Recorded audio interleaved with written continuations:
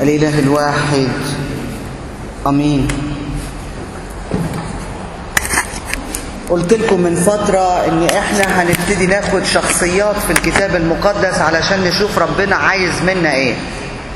ربنا عايز مؤمنين شكلهم إيه. ربنا عايز مؤمنين فكرهم إيه. ودي مهمة جدا.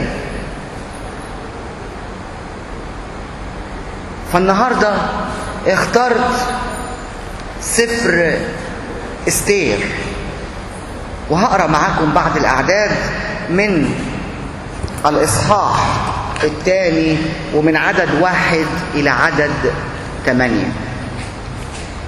بعد هذه الأمور لما خمد غضب الملك أحشويرش ذكر وشتى وما عملته وما حتم به عليه.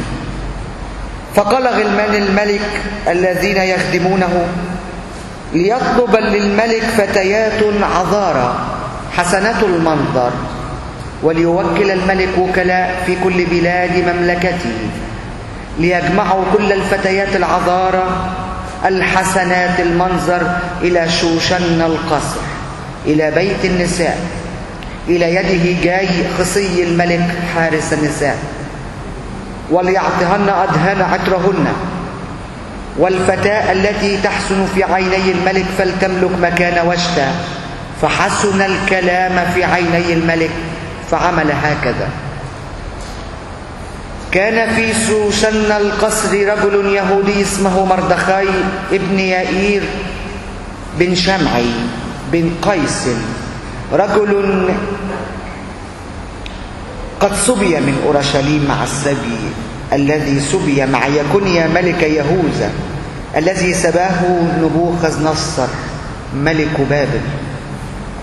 وكان مربيا لهدسة أي استير بنت عمه، لأنه لم يكن لها أب ولا أم، وكانت الفتاة جميلة الصورة وحسنة المنظر. وعند موت أبيها وأمها اتخذها مردخاي لنفسه ابنة. فلما سمع كلام الملك وأمره وجمعت فتيات كثيرة إلى شوشن القصر إلى يد هجاي، أخذت استير إلى بيت الملك إلى يد هجاي حارس النساء. نحاول نسكن قلوبنا كده ونقول يا رب النهاردة تكلم يا رب، فإن عبدك سامع. محتاجين النهاردة إن احنا نتعلم منك يا رب. انت اللي قلت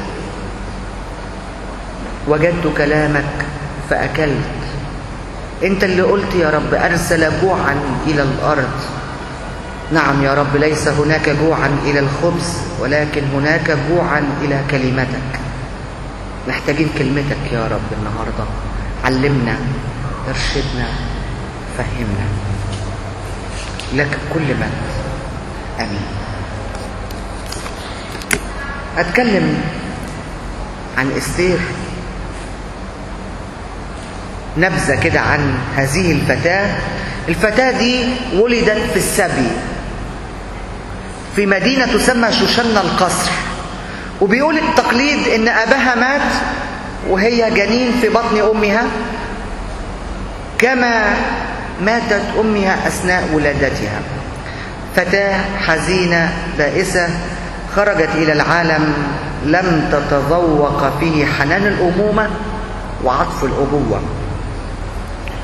وما كانش في حد ممكن يعولها إلا ابن عمها الفقير مردخاي الذي تكفل بها منذ الصغر. كان اسمها هدسة، نوع من الشجر القصير الظليل الجميل الأخضر اللي له رائحة جذابة. وبعد كده دعيت اسمها ايه؟ استر. استر دي في يوم من الأيام حصل مشكلة بين الملك والملكة. الملكة كان اسمها وشتى. حصل نصر كبير، حصل عزومة كبيرة، فنده على الملكة وشتى الملك أحشويرش. قالت لا أنا مش نازلة. يعمل ايه؟ يطردها، وابتدي يطلب في جميع البلاد، بيدور على عروسة، بيدور على ملكة، فيلاقي مين؟ استير. يختار استير. استير الوديعة، لكن لما بلغت القصر والعرش لم يبهرها الصعود السريع المفاجئ. ما نسيتش مردخاي، بل بالعكس، وكانت استر تعمل حسب قول مردخاي كما كانت في تربيتها عنده. السفر ده بيحكي لي عن استر، أحشاويرش، الملكة واشتا اللي اتطردت، شخص اسمه مردخاي. وكان مردخاي يعمل ايه؟ هو اللي بيدخل الناس من على باب القصر للملك. ووزير للملك يسمى هامان. هذا الوزير في يوم من الأيام حب انه يخلص على كل اليهود اللي موجودين في المملكة. مين الرب يحطه؟ حط استير. عمل صليب كبير جدا عايز يعلق عليه مردخاي. تعرفوا عايز يعلق مردخاي ليه؟ لانه مردخاي وهو داخل هامان ما كانش بيركع له، تعب. راح في يوم لمراته قال لها شفتي ده الملك والملكة عملوا لي كذا وكذا وكذا وكذا وكذا، ومردخاي ده عمل لمردخاي صليب علشان يعلق عليه. تعرفوا مين اتعلق في الصليب ده؟ اللي اتعلق في الصليب ده هامان نفسه. النهارده عايزين نتكلم مع بعض عن سفر استير، بيقولوا عليه واحدة من عجائب الكتاب المقدس. سفر كامل لا يذكر فيه اسم الله ولا مرة واحدة. في رأيي انه عدم ذكر الله في هذا السفر بتبرهن ان الكتاب المقدس موحي به من الله، ليس فقط كأفكار بل ايضا كألفاظ. وعدم ذكر اسم الله في سفر استير استنتج انه لم تكن هناك ادنى حرية لاي كاتب من كتاب الوحي انه يضيف كلمة ولا يشيل كلمة، حتى لو كانت هذه الكلمة كلمة ايه؟ لفظ الجلالة الله. يقول الكتاب المقدس تكلم أناس الله القديسون مسوقين من الروح القدس. سفر موحى به من الله وهو يخلو تماما من اسم الله. الأعجب، أعجب حاجة هو أنه لا يوجد سفر في كل الكتاب المقدس بيظهر كيف أن الله متواجد بقوة في حياة المؤمن وفي حياة شعبه ومتداخل في كل التفاصيل قد السفر ده. كل كلمة فيه بتقول، كل صفحة فيه بتقول أنا الله المتسلط على هذه الأرض.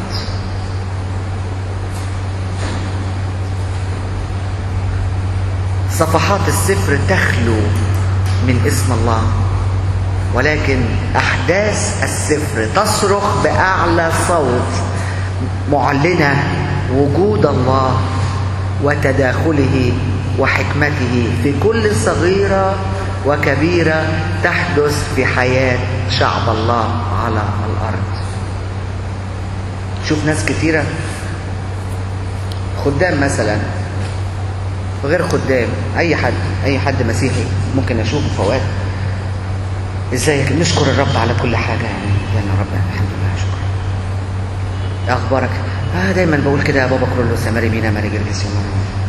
طب ايه اخبار الدنيا معاك؟ الحمد لله الرب هو المتسلط على حياتي وربنا يعمل كل فيه شيء الخير. انا قابلت مرة واحد من النوعيات دي بصراحة في بداية علاقتي بيه، تعبني نفسيا. انا قسيس ما بجيبش اسم ربنا كتير، هو كل كلمة يحط فيها ربنا. صدقوني ما لقيت ألعن من هذا الشخص. يعني لو وصلت بيا ان اضربه كنت ضربته، مش مشكلة، مش ده موضوعنا. يعني بيقول لي النهاردة السفر ده بيقول لكل إنسان وري للناس حياة الرب فيك، بدل ما تقول اسم ربنا كتير بدون لازمة. والدرس الثاني اللي بتعلمه النهاردة من الكتاب المقدس إن الكتاب عندما يذكر يقصد، وعندما لا يذكر أيضا بيقصد. يعني لو الكتاب جاب سيرة قاصد، ما جابش سيرة يبقى قاصد. واستعمل المبدأ ده الرسول بولس في عبرانيين 7 لما اتكلم عن ملكي صادق الذي ليس له بداية ولا نهاية، إنه رمز للسيد المسيح، إنه رمز للسيد المسيح في كهنوت. القصد من وراء عدم ذكر الله في سفر استير يوصل لنا رسالة جامدة جدا، إن عدم رؤيتنا الله بعيوننا لا يعني أبدا غيابه عن الأحداث. فالله يعمل من وراء الستار ليخرج من الشر خيرا لشعبه. نفتكر يوسف الصديق مع بعض قال إيه لإخواته؟ أنتم أردتم لي والرب أراد لي خيرا. ده كلام الله. واخترت الأعداد اللي أنا قريتها اللي سجل فيها الروح القدس 4 أحداث في الآيات اللي أنا قريتها بالترتيب. مشورة الغلمان في كيفية اختيار زوجة لأحشويرش الملك. ذكر أيضا حادث السبي لشعب الله. ذكر أيضا الظروف القاسية التي مرت بها استير كنتيجة لهذا السبي. وذكر فيه أيضا تعويضات الله المتعددة لإستير. في مشوار الغلمان هم اللي قالوا للملك روح اجمع وشوف. هنشوف قد ايه هو الغباء بعينه هذا الرأي. في مشوار الغلمان سنرى التشويش وحماقة خطط الإنسان. هنشوف كمان ان إلهنا أعظم من تشويش الإنسان، إن الله من هذا التشويش يخرج أروع الأشياء. سنتوقف أمام سؤال هام مهم جدا: ليه سمح الله للشعب إنه يحصل له إيه؟ أن يسبى إلى بابل. وفي إجابتنا هنكتشف صفة رائعة من صفات الله اللي أقوى من كل تشويش الإنسان. كل واحد يعمل ما يحسن في عينيه. من أكبر مصادر المعاناة على الأرض إن كل واحد بيعمل اللي في دماغه. فالخطية مش التعدي على ناموس الله، لكن كمان هي السلوك بلا ناموس.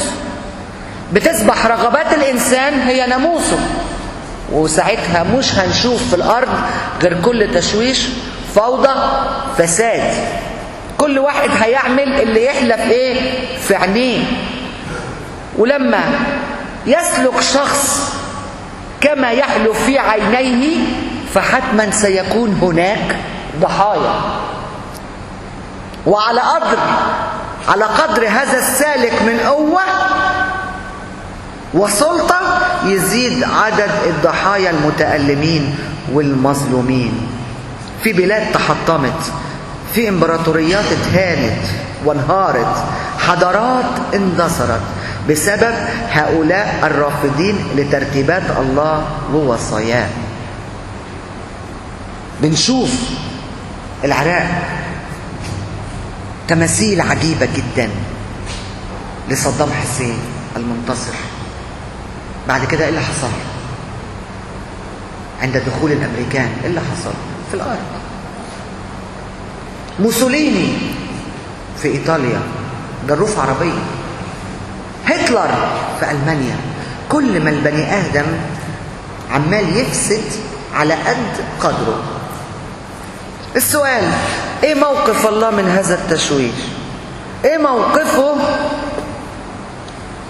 من الام شعبه بسبب هذا التشويش؟ هل الله يمنعه؟ بالطبع لا، ما كانش هيحصل اللي احنا بنشوف. ما كانش هيحصل اللي احنا بنشوفه.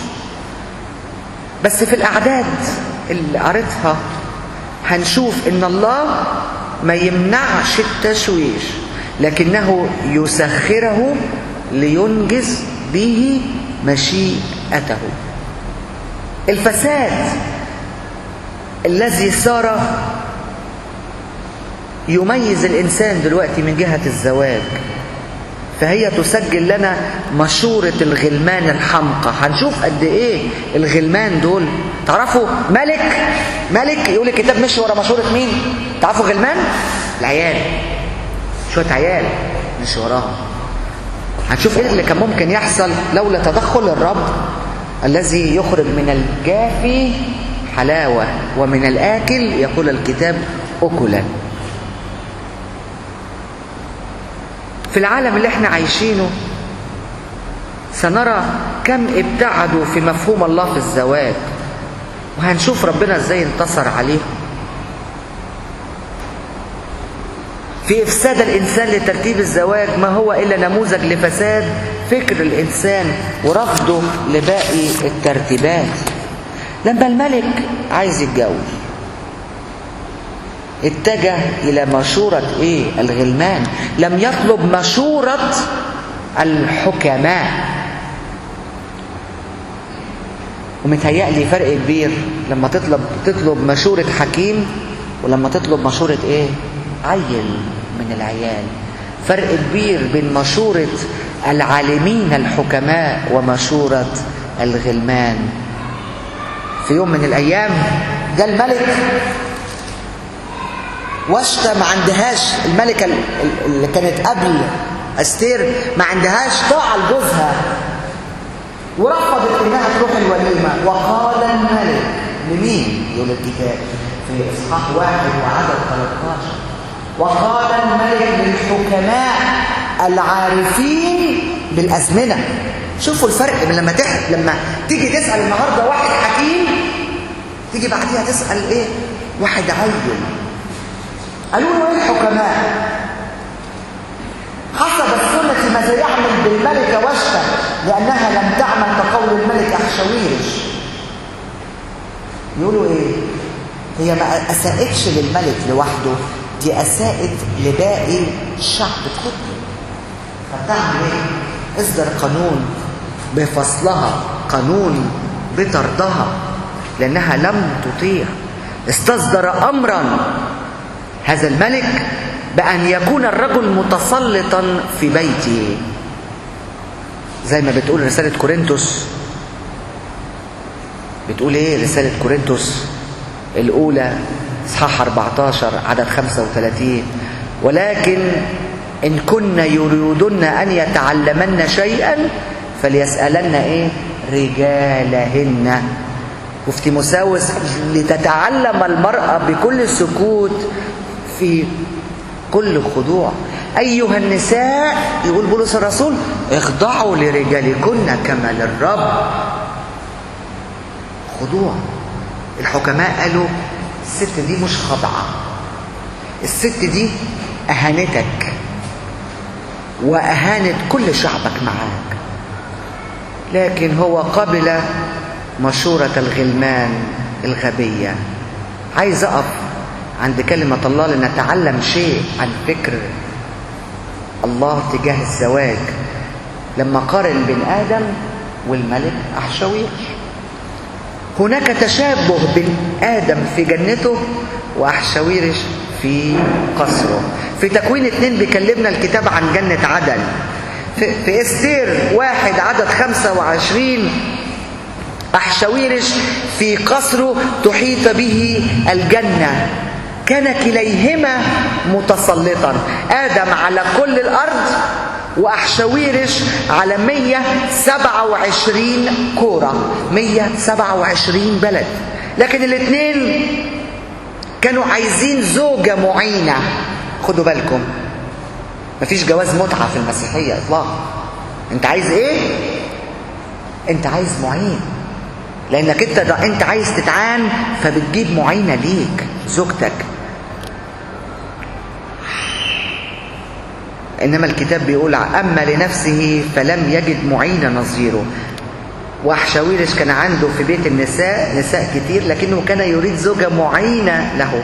هذه الحقيقة اللي بيحاولوا الناس اليوم أن ينكروها واستبدلوا الزواج المقدس بالعلاقات الغير شرعية، بالعلاقات اللي فيها غريزة حيوانية. فالزواج يختزل لمجرد الإنجاب. أنا بتكلم مع واحد بيقول لي أنا عمري كبر قوي يعني. قلت له لا مش قوي حبيبي، يعني أنت أصغر مني يعني لسه، يعني تعمل لك 38 39. قال لي لا عمري كبر يا أخي، عايز أتجوز واحدة تجيب لي عيل ولا بتاع. قلت له عايز تعمل إيه؟ واحدة تجيب لي عيل يعني. مش عارف هو في ديليفري عيال؟ عايزين عيال ديليفري؟ لا، الزواج يختزل لمجرد ان ايه؟ نجيب عيل ولا حاجة. تمرد في سفر التكوين. تعرفوا مين اول واحد عمل تعدد زوجات؟ هتلاقوها في تكوين 4 وعدد 9. واحد اسمه لامك، ده اللي ادخل مبدأ تعدد الزوجات. احتياج ادم واحشاويرش لزوجة يؤكد التقرير الإلهي هذا، فالحاجة إلى شريكة معينة، لا كما يفكر الغلمان إلى فتاة إيه جميلة. خلينا بقى نشوف شوية الأغبياء دول اللي هم الغلمان في حكايتهم مع الملك. يقول لك إيه بقى؟ فليطلب الملك فتيات عذارى حسنات المنظر. الشرط الأول إيه؟ فتيات حسنات المنظر. يا سلام يا سلام، ده المطلب الوحيد يظهر، حسنات المنظر. يا للحماقة، هي وشتة دي كانت وحشة؟ كانت سيئة المنظر؟ لا، بيقولوا عليها جميل، بيقولوا جميل. لم تكن قليلة الجمال، ولكن كانت قليلة الخضوع لزوجها. ما كانش فيه مشكلة في جمال وشتة. بدل ما يقولوا له امرأة فاضلة حكيمة خاضعة متعقلة ذات نعمة راضية، حطوا الطلب بتاعهم الأوحد. الطلب بتاعهم ايه؟ واحدة حلوة. زي برضو واحد مصمم يتجوز واحدة بشعر أصفر وعينين ملونة، مصمم كده. ايه؟ مرة بقابل بنت واحد صاحبي، مش متعود اركز، يعني لو حد قال لي فلان كان لابس ايه مش هفتكر كويس. فالمهم فالبنت تقول لي ابونا اصل انا البنت دي انا مربيها، خدت بالك مني؟ قلت لها زي القمر يا بنتي، ربنا يباركك. فكانت خارجه مع خطيبها. لا ما خدتش بالك مني يا بنتي. خدت بالي من ايه؟ في ايه؟ اتاري كانت حاطه عدسات فعينيها بقت لونها من الاسود بقت لونها ازرق، لونها لبني، لونها مش عارف. قلت لما انت هتروح البيت تقلعيهم بعد كده، وهيشوفك بعد الجواز بعينيك العاديه خالص، طب هيعمل فيك ايه؟ هيخلعهم لك يعني ويزرع لك 2 تانيين. شوفوا الخيبه، شوفوا الخيبه من البنات ومن الشباب. والايام دي طلب الشباب ايه؟ عايزين بنت حلوه. هناك لفظ اخر مرادف لحلوه، لفظ الشبابي بتاعهم. مظبوط يا جيش، مظبوط يا بنت، مظبوط. ده طلبك النهارده، ده طلبك. ده في امثال بيتكلموا عن المرأة الراضية تعمل بيدين. ده سايب كل حاجة في المرأة وبيتكلم عن ايد راضية، مش بيدور على جمال. وطبعا ما دام هم فتية وغلمان فواحدة حسنة المنظر. والكتاب يقول في أمثال 31 وعدد 30 الحسن غش والجمال باطل، أما المرأة المتقية الرب فهي تمدح. طريقة بقى الاختيار بقى بتاعت الزوجة، قالوا له ايه بقى الغلمان؟ ليوكل الملك وكلاء في كل بلاد مملكته. استر 2 وعدد 3. يعمل ايه الملك تاني؟ ليوكل الملك وكلاء في كل بلاد مملكته. وكلاء في كام بقى؟ في 127 ايه بلد، من الهند لفارس. مصيبة. هو في حرب؟ هو اعلنوا التعبئة العامة؟ قال لك لا، واحدة حلوة نطلع من دول كلهم ايه؟ واحدة حلوة. في كوارث حصلت فانت بتضرب ناقوس الحرب في هذه البلد والاخرى لا لا لا، مفيش اي حاجة. بندور على ايه؟ واحدة حلوة. بذمتكم مش دي غباوة؟ مش دي غباوة؟ قال لك وكلاء يجوبون البلاد ليجمعوا كل الفتيات العذارى حسنات المنظر الى شوشن القصر. يا للتفاهة بقى. تافهين الناس دول مش تافهين؟ بذمتكم الغلمان دول تافهين ولا لا؟ عايزين نتفق ولا لا؟ للأسف شبابنا وعائلاتنا اليوم تفكر بنفس الطريقة. واحد جاي من أمريكا عايز زوجة، فحاطط أخته وأمه ومرات أخوه جوز أخته، دوروا لي على واحدة بس وحياتكم يبقى إيه؟ شكلها حلو كده يعني. إيه ده؟ بيحصل الأيام دي الكلام ده. وما أدراكم بالزيجات اللي بتحصل بالشكل ده لما كمان الست تسافر بره. للأسف الشديد سمعت كده من كام يوم إن واحد اتجوز واحدة في الشهر العقاري مسيحي، اتجوز مسيحية بالتوكيل، عمل توكيل لواحد. تخيلوا، مش توكيل عشان يشتري له بقرة، توكيل علشان يجيب له زوجة. ولما راحت هناك عملوا الزواج الكنسي، اوكي مفيش مشكلة، بس شوفوا. ولما راحوا هناك طبعا البنات اللي حصل لهم عايشين عيشة خدامات في البيوت. ده عن خبرة، خدامات في البيوت. لكن للأسف نسيوا أن البيت والثروة ميراث من الآباء، أما الزوجة المتعقلة فمن الرب. النهاردة فكر أنت حياتك ماشية إزاي، فكري أنت حياتك ماشية إزاي. بسمع من البنات الصغيرين، خدتي بالك أنت من اللي معدي ده واد روش، هتاخديه هيروشك في البيت، يا إما هو هيروشك يا أنت هتروشيه. محتاجين لفكر تاني.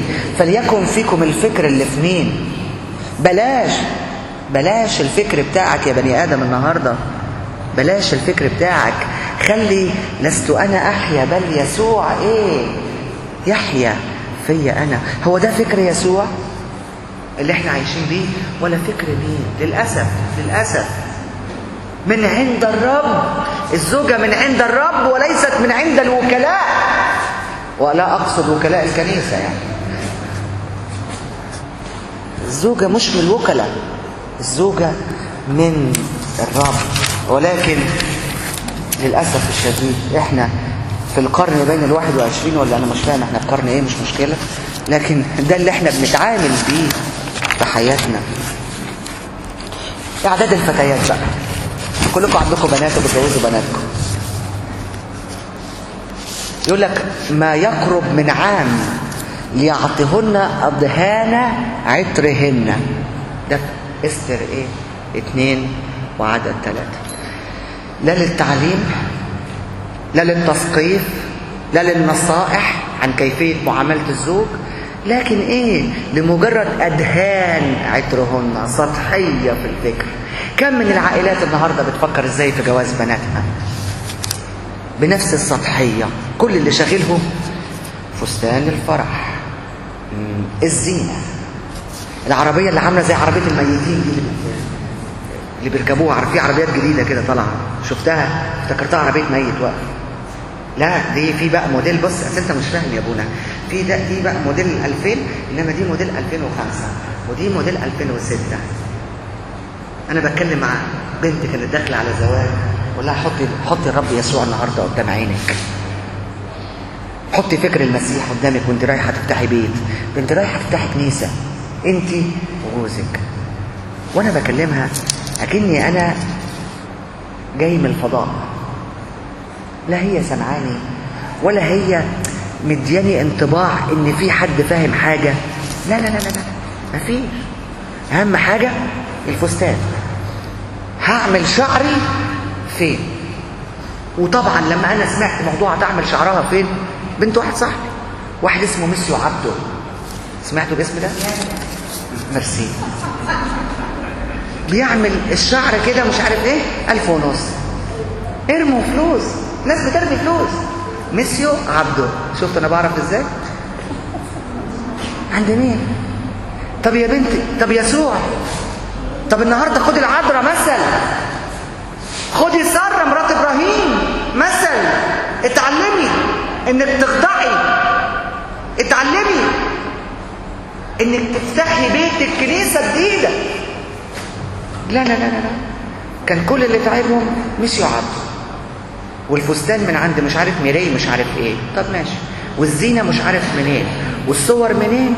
لا، انما البيت بقى الركنه دي بتاعت كذا، والركنه دي بتاعت كذا، والركنه دي بتاعت كذا. فين ركنه يسوع في البيت؟ بسأل الناس المتجوزه حتى اللي قاعد، في ركنه يسوع في البيت؟ لكن لا صلاه، لا تعليم، لا تثقيف، لا حكمه. ويقول عنها سفر الامثال: خزامة ذهب في فنطيسة، خنزيرة المرأة الجميلة عديمة العقل. شتيمة، يشتم. خزامة ذهب فين؟ في فنطيسة، خنزيرة المرأة الجميلة عديمة ايه؟ عديمة العقل. بتفكروا في التعقل ولا بتفكروا ازاي؟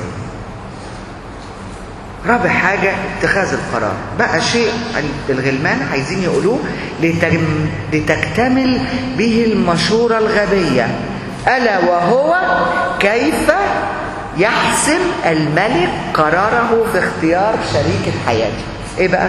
الفتاة التي تحسن في عيني الملك فلتملك مكان واشتا. هذا هو المقياس، ما يحسن في ايه؟ في عيني انا. اصل السقوط الانسان، كل الخطايا، كل الفساد، كل الخراب الذي حل بالبشرية من بداية الخليقة حتى الآن، سببه الأساسي ايه؟ ما يحسن في عيني. أليست هذه الكلمة الحافز الذي قدمه الشيطان لحواء؟ لن تموت، بل الله عالم أنه يوم تأكل منه تنفتح أعينكما وتكونان كالله عارفين الخير والشر. ماذا يعني انفتاح العين اللي وعد به الشيطان الإنسان؟ أن يعملوا ما يحسن في عينيه. لما؟ سبب بوظان الإناء. قالوا أرميا لما كلموا الرب وقالوا يا أرميا انزل إلى بيت الفخاري هناك أسمعك كلامي. بيقول الراجل: فوجدت الفخار يعمل على الدولاب ففسد الوعاء، فعاد وصنعه وعاء آخر كما حسن في عينيه. أصل المرة الأولى باظ ليه؟ أصل الإناء عمل ما يحصل في عيني الإناء نفسه. الخراب جاء منين؟ إن الإناء أحبائي له إرادة، الإناء له مشيئة، ومشيئة الإناء ومشيئة الإرادة ضد مين؟ ضد مشيئة الله وفكر الله وإرادة الله. شفتوا الحماقة؟ شفتوا الحماقة؟ والناس فرحانة وتعمل زي ايه؟ زي النعامة الغبية اللي حكى عنها الكتاب المقدس. ترى الفرس وراكبه فتجوز إلى العلاء. انت طويل وانا طويلة، ترف بجناحيها. هل لها منكبين أم ريش؟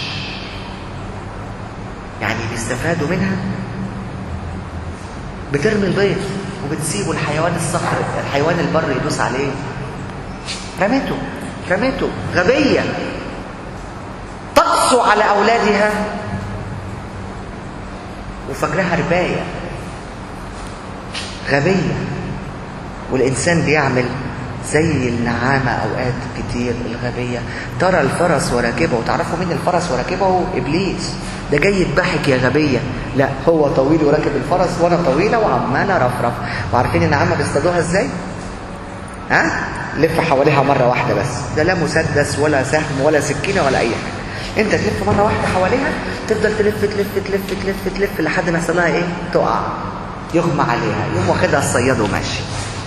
عشان كده إحنا فريسة سهلة في إيد إبليس. ليه؟ شعبي هلك ليه؟ يقول كده لعدم المعرفة. شعبي لا يعرف. مصيبة مصيبة. عارفين الأغاني اللي بتيجي في الدش وبتيجي الصراحة راحة يا عيني؟ نفس الغنوة دي وشعبي ما بيعرفش. دي المصيبة. هل بتعرف الكتاب المقدس النهاردة؟ هل تعرف انك رايح في داهية النهاردة لو انت النهاردة ما رحتش لكتابك؟ بتضحكوا صح؟ ليكوا حق تضحكوا. بتعملوا بقى بدي؟ دي مصيبة تانية. دي مصيبة تانية. هلك شعبي الحمار عرف صاحبه. صح؟ اما شعبي ايه؟ شعبي ما عرفش. ده الحمار عرف والبني ادم ما عرفش. ما بنعرفش ايه؟ ما بنعرفش كتابنا، ما بنعرفش الكتالوج بتاعنا، ما نعرفش كلمة ربنا صح.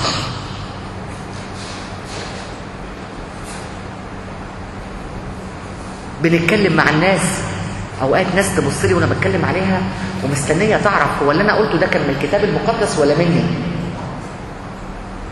ازاي؟ يا دوبك الكلمه طالعه تبقى عارف، يبقى فيها نور الكلمه بيخبط فيك لانك جربت قبل كده الكتاب. لعدم المعرفه الشعب يهلك، لعدم المعرفه الشعب بيضيع. هل احنا النهارده بنحاول نعرف ولا لا؟ ده سؤال مهم جدا. الله استعمل المشورات، هنلاقي استعمل المشورات الغبية وأنجز عمل نعمته من جهة شعبه. هذه المشورة الغبية هي التي أوصلت استير اليتيمة اليهودية المزبية أن تكون ملكة بجانب الملك أحشويرش. استخدمها الله علشان ليتم مخططه وينقذ شعبه من الإبادة. فالله يترك الإنسان يعمل ما يشاء ويستعمل كل الكلام ده لخير الإنسان. بعد كده بسلطانه بيتدخل في اللحظة المهمة المناسبة اللي فيها بينجز جميع مقاصده كما رتبها بالتمام.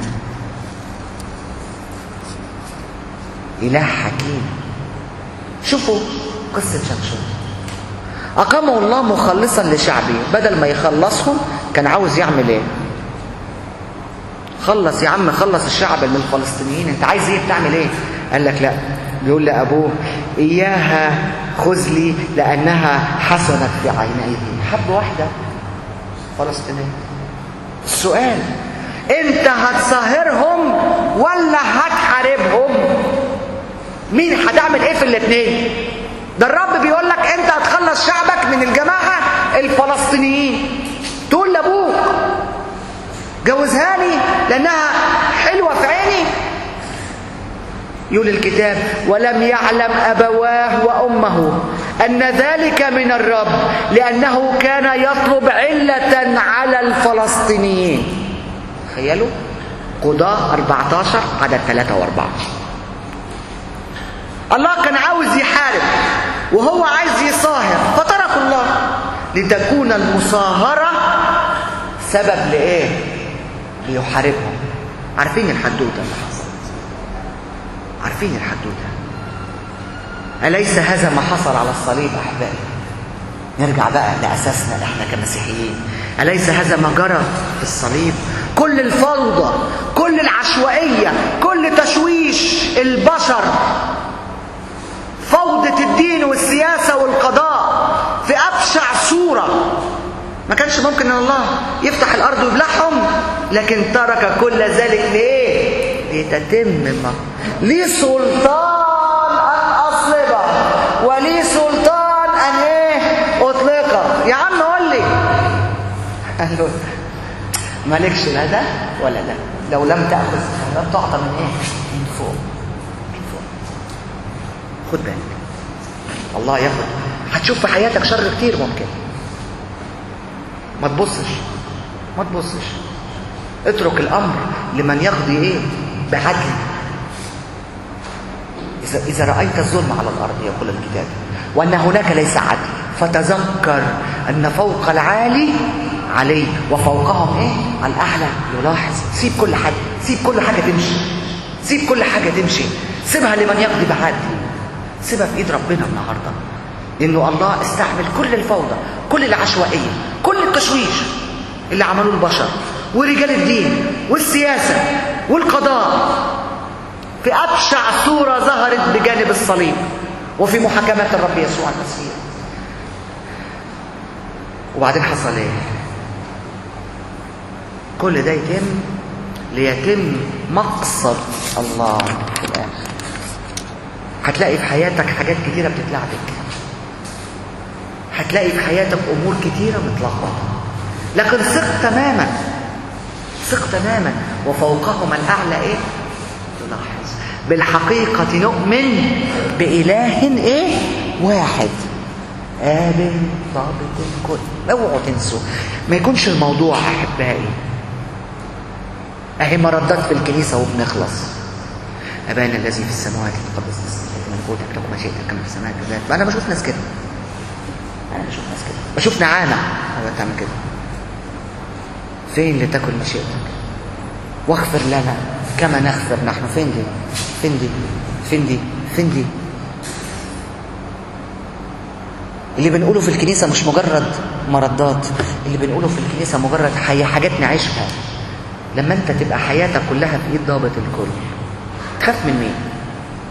تخاف من مين؟ يقول الكتاب الاله القديم ملجأ والأذرع الأبدية ايه؟ من تحت. شايله الإنسان.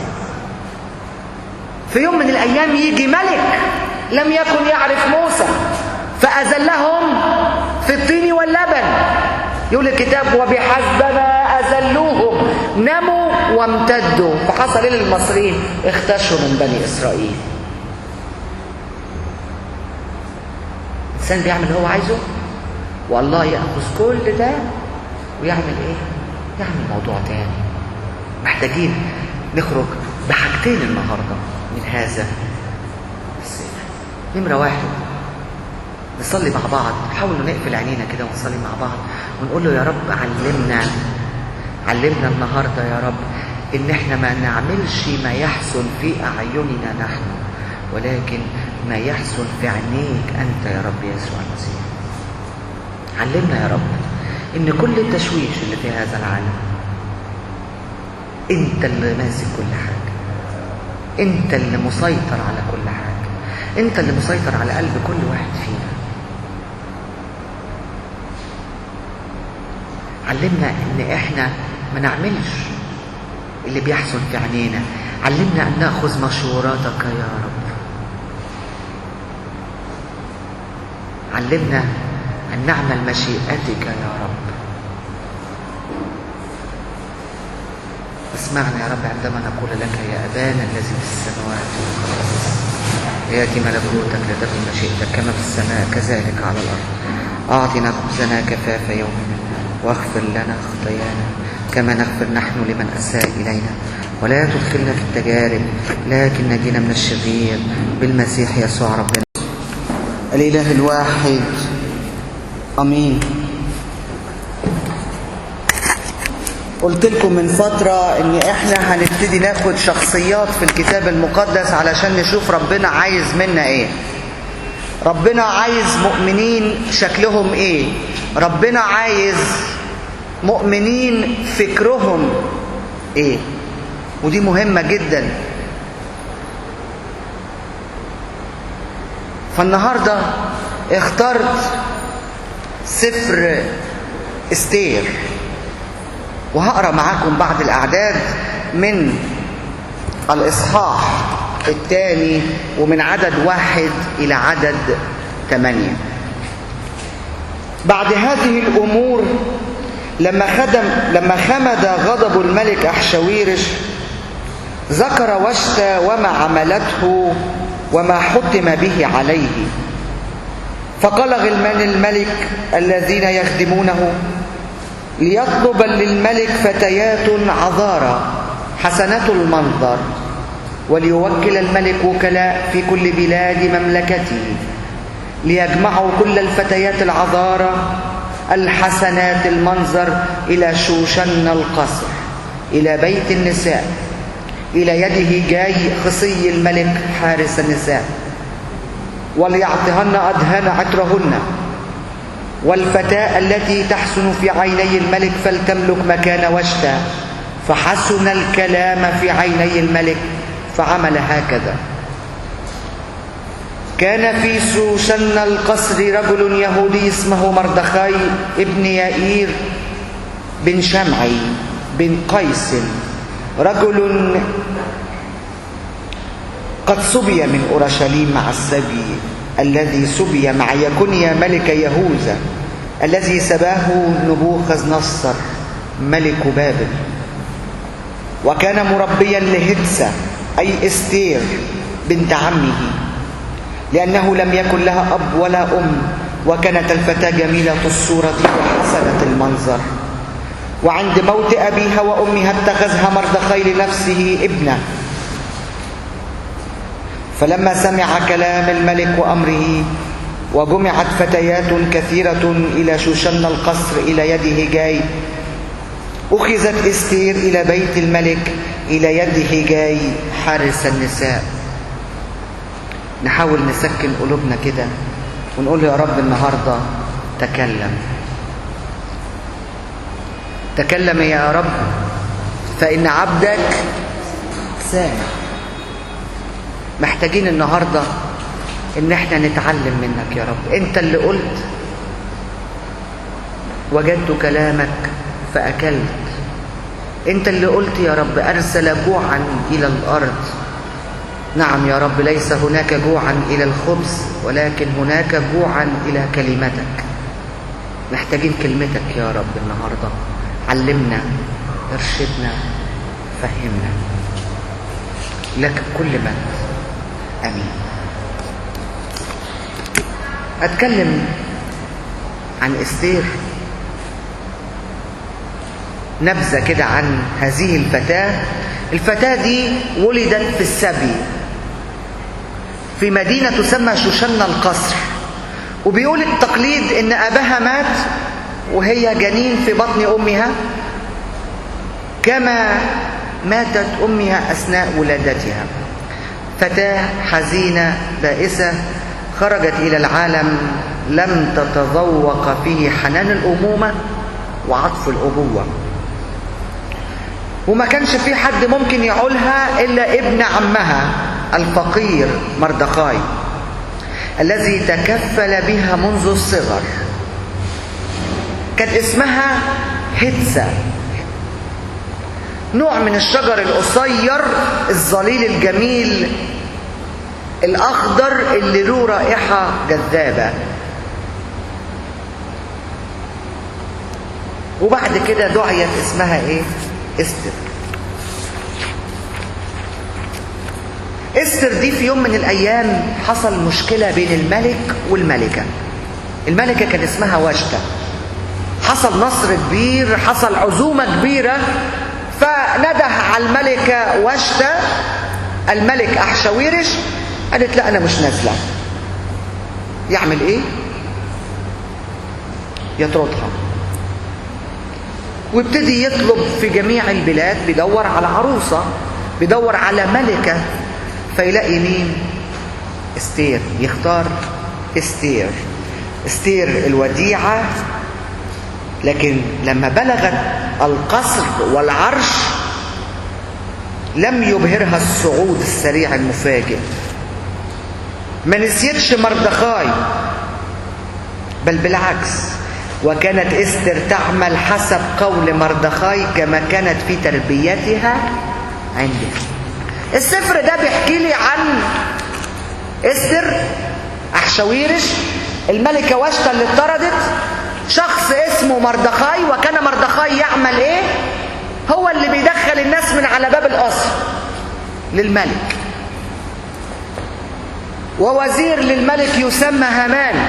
هذا الوزير في يوم من الايام حب انه يخلص على كل اليهود اللي موجودين في المملكة. مين الرب يحطه؟ حط استير. عمل صليب كبير جدا عايز يعلق عليه مردخاي. تعرفوا عايز يعلق مردخاي ليه؟ لانه مردخاي وهو داخل هامان ما كانش بيركع له، تعب. راح في يوم لمراته قال لها شفتي ده الملك والملكة عملوا لي كذا وكذا وكذا وكذا وكذا، ومردخاي ده عمل لمردخاي صليب علشان يعلق عليه. تعرفوا مين اتعلق في الصليب ده؟ اللي اتعلق في الصليب ده هامان نفسه. النهارده عايزين نتكلم مع بعض عن سفر استير، بيقولوا عليه واحدة من عجائب الكتاب المقدس. سفر كامل لا يذكر فيه اسم الله ولا مرة واحدة. في رأيي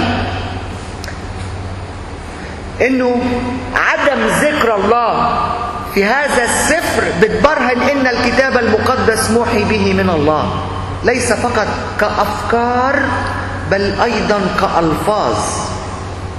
وعدم ذكر اسم الله في سفر استير استنتج انه لم تكن هناك ادنى حرية لاي كاتب من كتاب الوحي انه يضيف كلمة ولا يشيل كلمة، حتى لو كانت هذه الكلمة كلمة ايه؟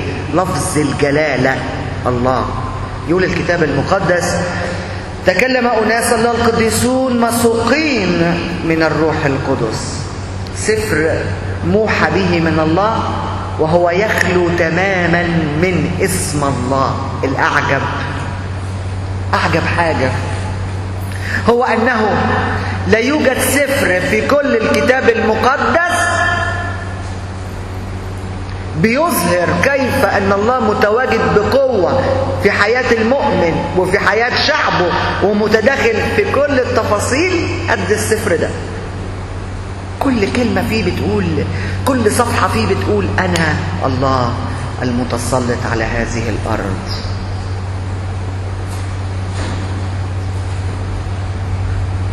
صفحات السفر تخلو من اسم الله، ولكن أحداث السفر تصرخ بأعلى صوت معلنة وجود الله وتداخله وحكمته في كل صغيرة وكبيرة تحدث في حياة شعب الله على الأرض. شوف ناس كتيرة، خدام مثلا، غير خدام، أي حد مسيحي ممكن أشوفه فوات، ازيك، نشكر الرب على كل حاجة يعني رب الحمد لله شكرا. اخبارك؟ دايما بقول كده يا بابا كرولو سماري مينا ماري جرجس. طب ايه اخبار الدنيا معاك؟ الحمد لله الرب هو المتسلط على حياتي وربنا يعمل كل فيه شيء الخير. انا قابلت مرة واحد من النوعيات دي بصراحة في بداية علاقتي بيه تعبني نفسيا. انا قسيس ما بجيبش اسم ربنا كتير، هو كل كلمة يحط فيها ربنا. صدقوني ما لقيت ألعن من هذا الشخص. يعني لو وصلت بيا ان اضربه كنت ضربته، مش مشكلة، مش ده موضوعنا.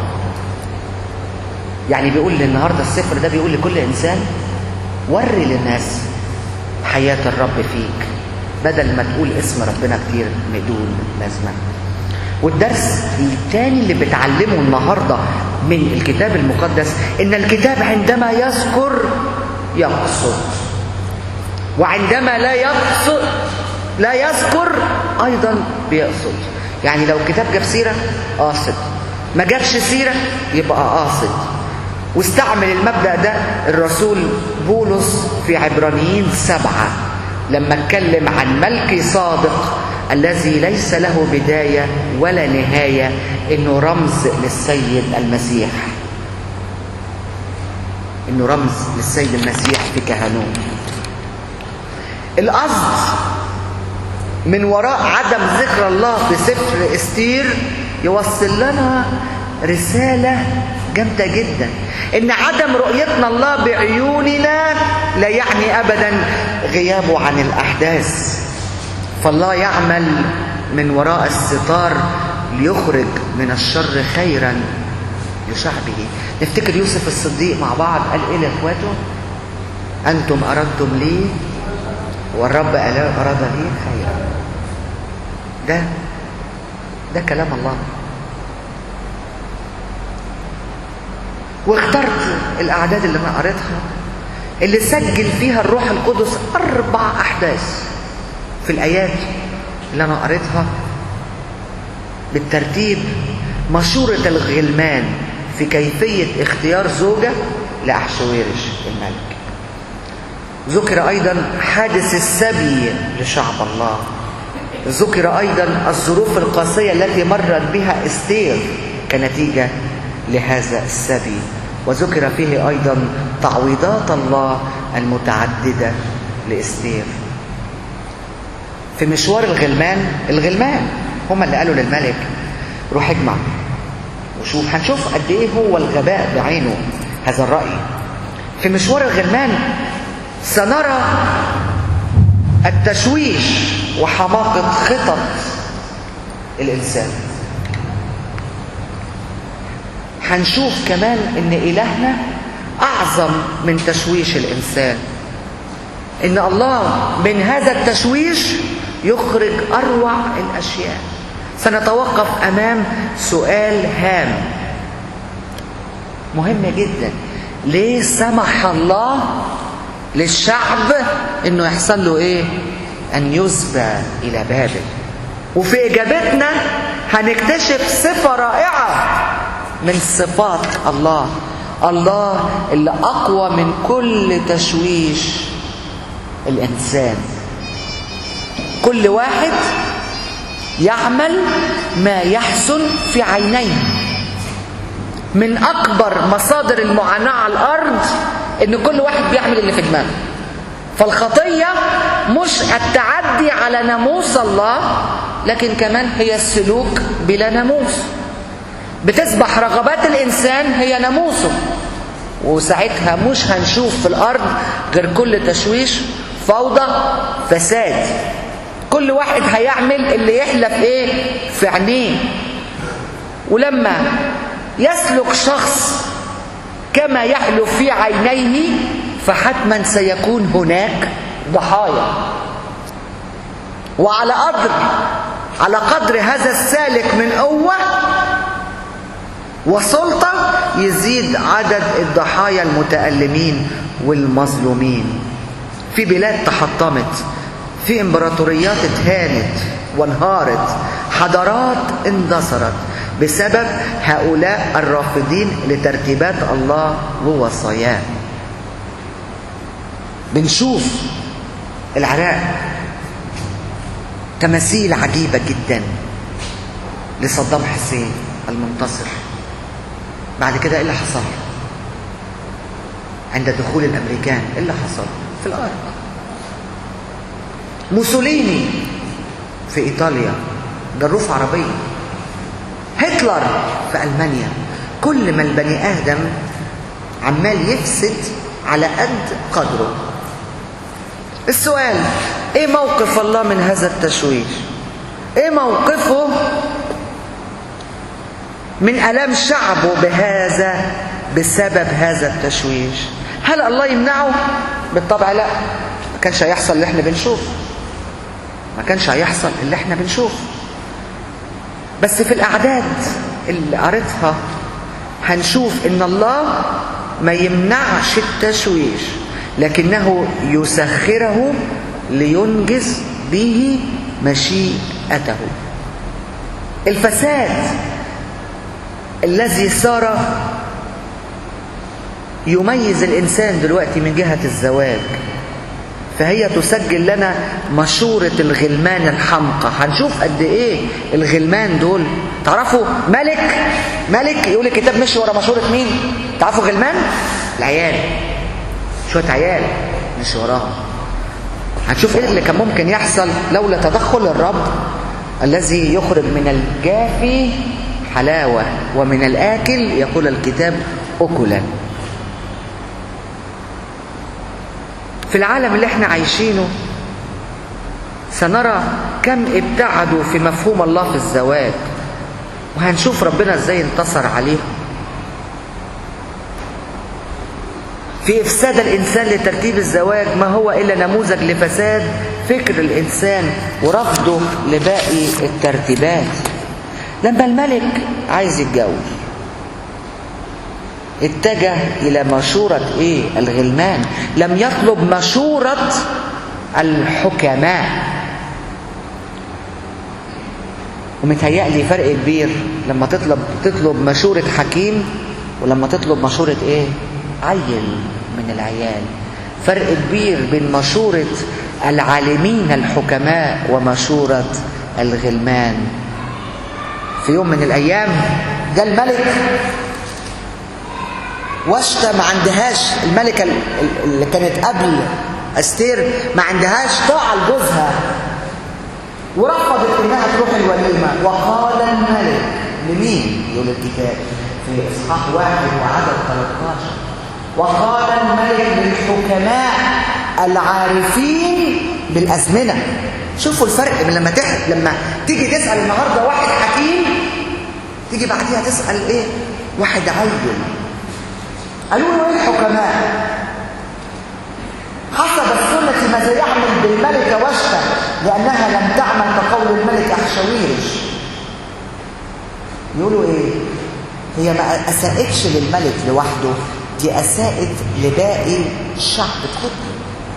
فتعمل اصدر قانون بفصلها، قانون بطردها لأنها لم تطيع. استصدر أمرا هذا الملك بأن يكون الرجل متسلطا في بيته، زي ما بتقول رسالة كورنثوس. بتقول رسالة كورنثوس الأولى إصحاح 14 عدد 35 ولكن إن كن يريدن أن يتعلمن شيئا فليسألن رجالهن. وفي تيموثاوس لتتعلم المرأة بكل سكوت في كل خضوع. أيها النساء يقول بولس الرسول اخضعوا لرجالكن كما للرب. خضوع. الحكماء قالوا الست دي مش خاضعة، الست دي أهانتك وأهانت كل شعبك معاك. لكن هو قبل مشورة الغلمان الغبية. عايز أقف عند كلمة الله لنتعلم شيء عن فكر الله تجاه الزواج لما قارن بين آدم والملك أحشويرش. هناك تشابه بين آدم في جنته وأحشويرش في قصره. في تكوين 2 بيكلمنا الكتاب عن جنة عدن. في استير 1 عدد 25 أحشويرش في قصره تحيط به الجنة، كان كليهما متسلطا، آدم على كل الأرض وأحشويرش على 127 كورة، 127 بلد. لكن الاثنين كانوا عايزين زوجة معينة. خدوا بالكم، مفيش جواز متعة في المسيحية إطلاقا. انت عايز انت عايز معين، لانك انت عايز تتعان فبتجيب معينة ليك زوجتك. انما الكتاب بيقول اما لنفسه فلم يجد معين نظيره. وأحشويرش كان عنده في بيت النساء نساء كتير، لكنه كان يريد زوجة معينة له. هذه الحقيقة اللي بيحاولوا الناس اليوم أن ينكروها واستبدلوا الزواج المقدس بالعلاقات الغير شرعية، بالعلاقات اللي فيها غريزة حيوانية. فالزواج يختزل لمجرد الإنجاب. أنا بتكلم مع واحد بيقول لي أنا عمري كبر قوي يعني.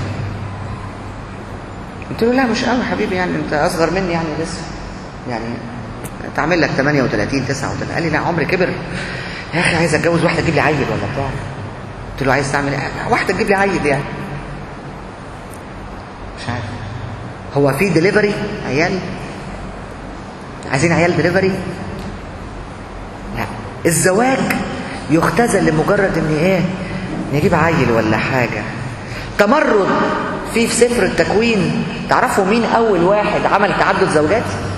هتلاقوها في تكوين 4 وعدد 9. واحد اسمه لامك، ده اللي ادخل مبدأ تعدد الزوجات. احتياج ادم واحشاويرش لزوجة يؤكد التقرير الالهي هذا، فالحاجة الى شريكة معينة، لا كما يفكر الغلمان الى فتاة ايه جميلة. خلينا بقى نشوف شوية الاغبياء دول اللي هم الغلمان في حكايتهم مع الملك. يقول لك ايه بقى؟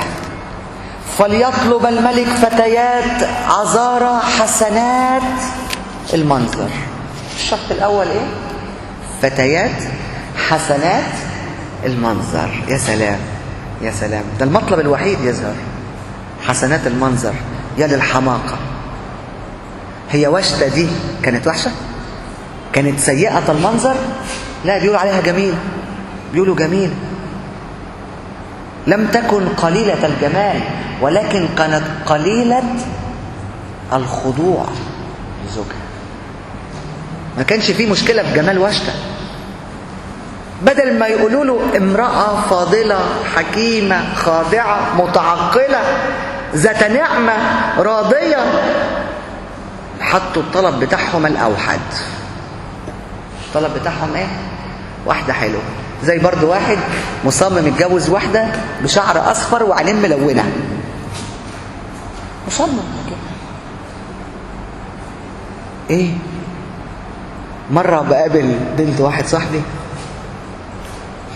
مش متعود اركز، يعني لو حد قال لي فلان كان لابس ايه مش هفتكر كويس.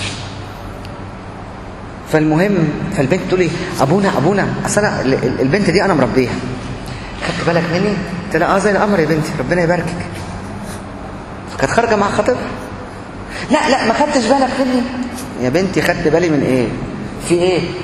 اتاري كانت حاطه عدسات في عينيها، بقت لونها من الاسود باين بقت لونها ازرق، لونها لبني، ولا مش عارف. قلت لها ما انت هتروح البيت تقلعيهم بعد كده، وهيشوفك بعد الجواز بعينيك العاديه خالص. طب هيعمل فيك ايه؟ هيخلعهم لك يعني ويزرع لك 2 تانيين. شوفوا الخيبه، شوفوا الخيبه من البنات ومن الشباب. والايام دي طلب الشباب ايه؟ عايزين بنت حلوه. هناك لفظ اخر مرادف لحلوه، لفظ الشباب بتاعهم. مظبوط يا جيش، مظبوط يا بنت، مظبوط. ده طلبك النهارده؟ ده طلبك؟ ده في امثال بيتكلموا عن المرأة الراضية تعمل بيدين. ده سايب كل حاجة في المرأة وبيتكلم عن ايد راضية، مش بيدور على جمال. وطبعا ما دام هم فتية وغلمان فواحدة حسنة المنظر. والكتاب يقول في أمثال 31 وعدد 30 الحسن غش والجمال باطل، أما المرأة المتقية الرب فهي تمدح.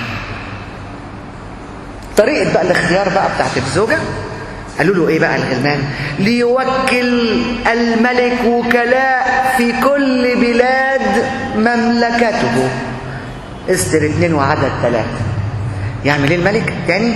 ليوكل الملك وكلاء في كل بلاد مملكته. وكلاء في كام بقى؟ في 127 ايه بلد، من الهند لفارس. مصيبة. هو في حرب؟ هو اعلنوا التعبئة العامة؟ قال لك لا، واحدة حلوة نطلع من دول كلهم ايه؟ واحدة حلوة. في كوارث حصلت فانت بتضرب ناقوس الحرب في هذه البلد والاخرى لا ما فيش اي حاجه. بندور على ايه؟ واحده حلوه. بذمتكم مش دي غباوه؟ مش دي غباوه؟ قال لك وكلاء يجوبون البلاد ليجمعوا كل الفتيات العذارى حسنات المنظر الى شوشن القصر. يا للتفاهه بقى. تافهين الناس دول مش تافهين؟ بذمتكم الغلمان دول تافهين ولا لا؟ عايزين نتفق ولا لا؟ للاسف شبابنا وعائلتنا اليوم تفكر بنفس الطريقة. واحد جاي من أمريكا عايز زوجة، فحاطط أخته وأمه ومرات أخوه جوز أخته، دوروا لي على واحدة بس وحياتكم يبقى إيه شكلها حلو كده يعني. إيه يعني بيحصل الأيام دي الكلام ده. وما أدراكم بالزيجات اللي بتحصل بالشكل ده لما كمان الست تسافر بره. للأسف الشديد سمعت كده من كام يوم إن واحد اتجوز واحدة في الشهر العقاري مسيحي، جوز مسيحية بالتوكيل، عمل توكيل لواحد. تخيلوا، مش توكيل عشان يشتري له بقرة، توكيل علشان يجيب له زوجة. ولما راحت هناك عملوا الزواج الكنسي، اوكي مفيش مشكلة، بس شوفوا. ولما راحوا هناك طبعا البنات اللي حصل لهم عايشين عيشة خدامات في البيوت. ده عن خبرة، خدامات في البيوت. لكن للأسف نسيوا أن البيت والثروة ميراث من الآباء، أما الزوجة المتعقلة فمن الرب. النهاردة فكر أنت حياتك ماشية إزاي، فكري أنت حياتك ماشية إزاي. بسمع من البنات الصغيرين، خدت بالك أنت من اللي معدي ده واد روش، هتاخديه هيروشك في البيت، يا إما هو هيروشك يا أنت هتروشيه. محتاجين لفكر تاني. فليكن فيكم الفكر اللي في مين. بلاش الفكر بتاعك يا بني آدم النهاردة، بلاش الفكر بتاعك. خلي لست أنا أحيا بل يسوع يحيا فيا أنا. هو ده فكر يسوع اللي احنا عايشين بيه ولا فكر مين؟ للأسف من عند الرب. الزوجة من عند الرب وليست من عند الوكلاء، ولا أقصد وكلاء الكنيسة يعني. الزوجة مش من الوكلاء، الزوجة من الرب. ولكن للأسف الشديد احنا في القرن بين 21 ولا أنا مش فاهم احنا في قرن ايه، مش مشكلة، لكن ده اللي احنا بنتعامل بيه في حياتنا. إعداد الفتيات بقى، كلكم عندكم بنات وبتجوزوا بناتكم. يقول لك ما يقرب من عام ليعطهن أضهان عطرهن.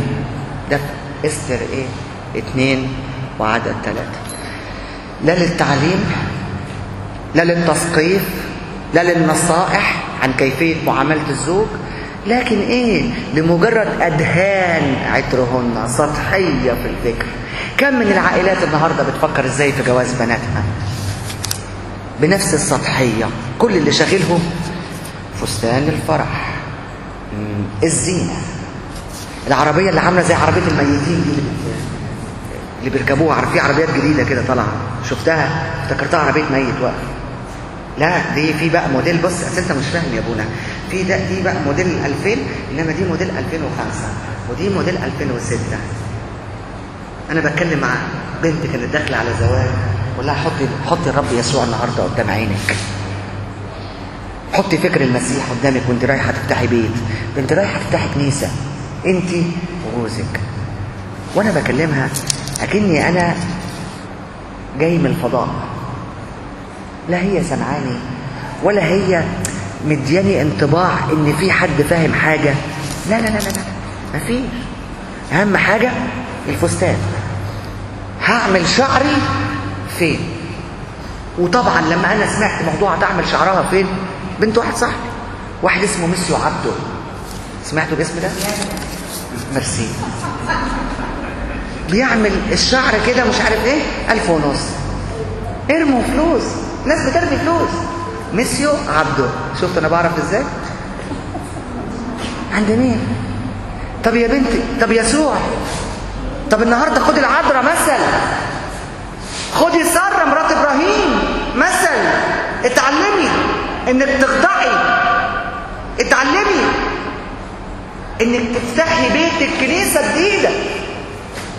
لا لا لا لا، كان كل اللي تعبهم مش يعد، والفستان من عند مش عارف ميري مش عارف ايه. طب ماشي، والزينة مش عارف منين، والصور منين.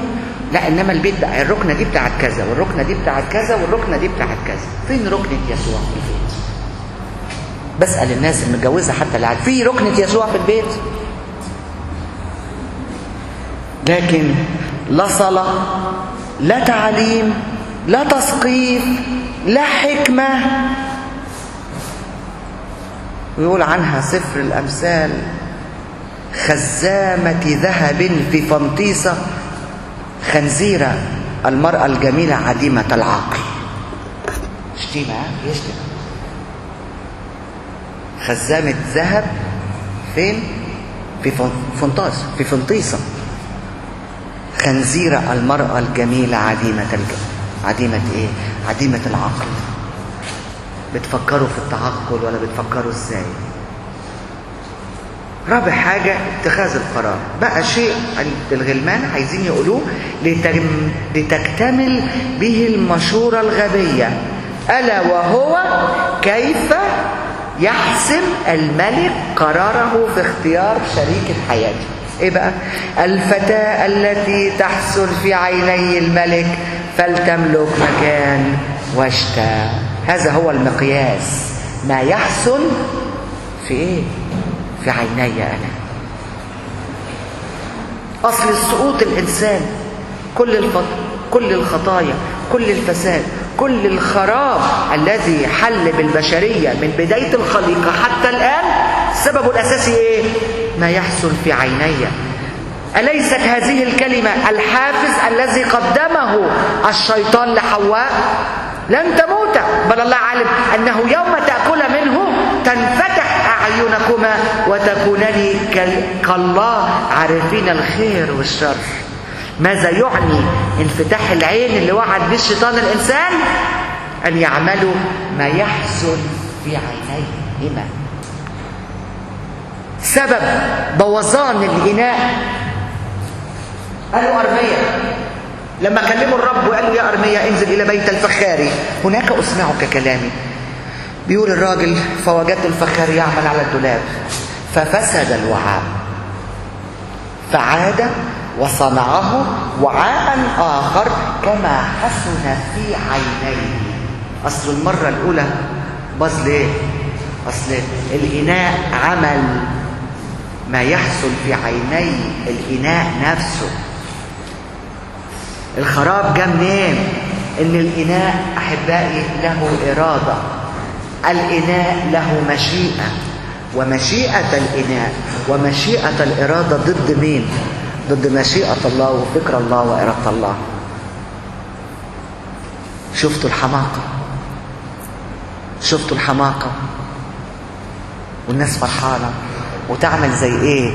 زي النعامة الغبية اللي حكى عنها الكتاب المقدس. ترى الفرس وراكبه فتجوز إلى العلاء.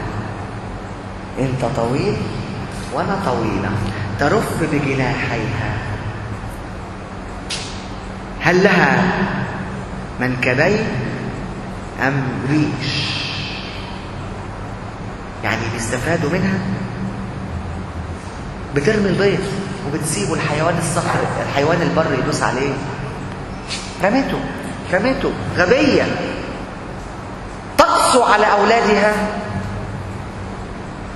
وفكرها رباية، غبية. والإنسان بيعمل زي النعامة أوقات كتير الغبية. ترى الفرس وراكبه، وتعرفوا مين الفرس وراكبه؟ إبليس. ده جاي يذبحك يا غبية. لا، هو طويل وراكب الفرس وانا طويلة وعمالة رفرف. وعارفين النعامة بيصطادوها ازاي؟ لف حواليها مرة واحدة بس، ده لا مسدس ولا سهم ولا سكينة ولا اي حاجة. انت تلف مرة واحدة حواليها، تفضل تلف تلف تلف تلف تلف لحد ما يحصلها ايه؟ تقع، يغمى عليها، يقوم واخدها الصياد وماشي. عشان كده احنا فريسة سهلة في ايد ابليس. ليه؟ شعبي هلك ليه؟ يقول لك كده لعدم المعرفة. شعبي لا يعرف. مصيبة. عارفين الأغاني اللي بتيجي في الدش وبتيجي الصراحة راحة يا عيني؟ نفس الغنوة دي، وشعبي ما بيعرفش. دي المصيبة. هل بتعرف الكتاب المقدس النهاردة؟ هل تعرف انك رايح في داهية النهاردة لو انت النهاردة ما رحتش لكتابك؟ بتضحكوا، صح؟ ليكوا حق تضحكوا، بتعملوا بقى بدي. دي مصيبة تانية، دي مصيبة تانية. هلك شعبي الحمار عرف صاحبه، صح؟ اما شعبي ايه؟ شعبي ما عرفش. ده الحمار عرف والبني ادم ما عرفش. ما بنعرفش ايه؟ ما بنعرفش كتابنا، ما بنعرفش الكتالوج بتاعنا، ما نعرفش كلمة ربنا صح.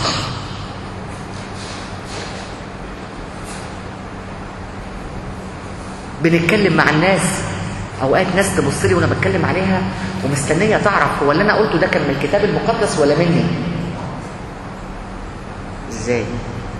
ده يا دوبك الكلمه طالعه تبقى عارف، يبقى فيها نور الكلمه بيخبط بيك، لانك جربت قبل كده الكتاب.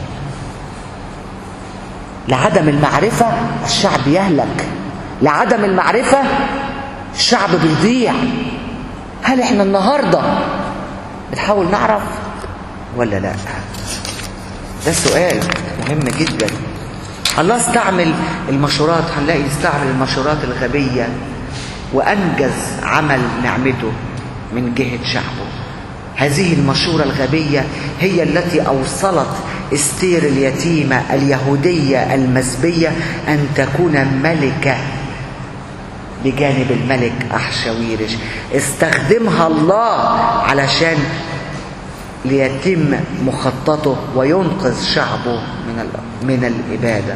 فالله يترك الإنسان يعمل ما يشاء ويستعمل كل الكلام ده لخير الإنسان. بعد كده بسلطانه بيتدخل في اللحظة المهمة المناسبة اللي فيها بينجز جميع مقاصده كما رتبها بالتمام. إله حكيم. شوفوا قصة شمشون، أقامه الله مخلصا لشعبه. بدل ما يخلصهم كان عاوز يعمل ايه؟ خلص يا عم، خلص الشعب من الفلسطينيين، انت عايز ايه؟ بتعمل ايه؟ قال لك لا، بيقول لأبوه إياها خذ لي لأنها حسنت في عينيه. حب واحدة فلسطينية. السؤال، انت هتصاهرهم ولا هتحاربهم؟ مين هتعمل ايه في الاثنين؟ ده الرب بيقول لك انت هتخلص شعبك من الجماعة الفلسطينيين. تقول لابوك جوزها لي لانها حلوة في عيني. يقول الكتاب ولم يعلم أبواه وأمه أن ذلك من الرب لأنه كان يطلب علة على الفلسطينيين. تخيلوا قضاء 14 عدد 3 و4. الله كان عاوز يحارب وهو عايز يصاهر، فترك الله لتكون المصاهرة سبب لإيه؟ ليحاربهم. عارفين الحدوتة اللي حصلت؟ عارفين الحدوتة؟ أليس هذا ما حصل على الصليب أحبائي؟ نرجع بقى لأساسنا احنا كمسيحيين. أليس هذا ما جرى في الصليب؟ كل الفوضى، كل العشوائية، كل تشويش البشر، فوضى الدين والسياسة والقضاء في أبشع صورة. ما كانش ممكن أن الله يفتح الأرض ويبلعهم، لكن ترك كل ذلك لإيه؟ لتتم لي سلطان أن أصلبه ولي سلطان أن إيه؟ أطلقه. يا عم قول لي، قال له مالكش لا ده ولا ده، لو لم تأخذ لم تعطى من إيه؟ من فوق. من فوق. خد بالك، الله ياخد. هتشوف في حياتك شر كتير ممكن. ما تبصش، ما تبصش، اترك الأمر لمن يقضي إيه؟ بعدل. إذا رأيت الظلم على الأرض يقول الكتاب وأن هناك ليس عدل، فتذكر أن فوق العالي عليه وفوقهم إيه؟ على الأعلى يلاحظ. سيب كل حاجة، سيب كل حاجة تمشي، سيب كل حاجة تمشي، سيبها لمن يقضي بعدل، سيبها في إيد ربنا النهاردة. لأنه الله استعمل كل الفوضى، كل العشوائية، كل التشويش اللي عملوه البشر ورجال الدين والسياسة والقضاء في أبشع صورة ظهرت بجانب الصليب وفي محاكمات الرب يسوع المسيح. وبعدين حصل ايه؟ كل ده يتم ليتم مقصد الله في الآخر. هتلاقي في حياتك حاجات كتيرة بتتلعبك، هتلاقي في حياتك أمور كتيرة متلخبطة، لكن ثق تماما، ثق تماما، وفوقهما الأعلى ايه؟ تلاحظ بالحقيقة نؤمن بإله ايه؟ واحد آب ضابط الكل. اوعوا تنسوا، ما يكونش الموضوع أحبائي اهي مردات في الكنيسة وبنخلص. أبانا الذي في السماوات يتقدس اسمك، ملكوتك، تكن مشيئتك كما في السماء كذلك. أنا بشوف ناس كده، بشوف نعامة هو تعمل كده. فين لتكن مشيئتك؟ واغفر لنا كما نغفر نحن. فين دي؟ فين دي؟ فين دي؟ فين دي؟ اللي بنقوله في الكنيسة مش مجرد مردات، اللي بنقوله في الكنيسة مجرد حاجات نعيشها. لما انت تبقى حياتك كلها في ايد ضابط الكل، تخاف من مين؟ تخاف من مين؟ يقول الكتاب الإله القديم ملجأ والأزرع الأبدية ايه؟ من تحت، شايل الإنسان. في يوم من الأيام يجي ملك لم يكن يعرف موسى فأذلهم في الطين واللبن. يقول الكتاب وبحسب ما أذلوهم نموا وامتدوا. فحصل ايه للمصريين؟ اختشوا من بني إسرائيل. الإنسان بيعمل اللي هو عايزه، والله يأخذ كل ده ويعمل ايه؟ يعمل موضوع تاني. محتاجين نخرج بحاجتين النهارده من هذا السفر. نمرة واحد، نصلي مع بعض. حاولوا نقفل عينينا كده ونصلي مع بعض ونقول له يا رب علمنا النهارده يا رب ان احنا ما نعملش ما يحسن في اعيننا نحن، ولكن ما يحسن في عينيك انت يا رب يسوع المسيح. علمنا يا رب ان كل التشويش اللي في هذا العالم انت اللي ماسك كل حاجه، انت اللي مسيطر على كل حاجه، انت اللي مسيطر على قلب كل واحد فينا. علمنا ان احنا ما نعملش اللي بيحصل في عينينا. علمنا ان ناخذ مشوراتك يا رب. علمنا ان نعمل مشيئتك يا رب. اسمعنا يا رب عندما نقول لك يا أبانا الذي في السماوات يأتي ملكوتك، لتكن مشيئتك كما في السماء كذلك على الأرض. أعطنا خبزنا كفاف يومنا، واغفر لنا خطايانا كما نغفر نحن لمن أساء إلينا، ولا تدخلنا في التجارب لكن نجينا من الشرير بالمسيح يسوع ربنا.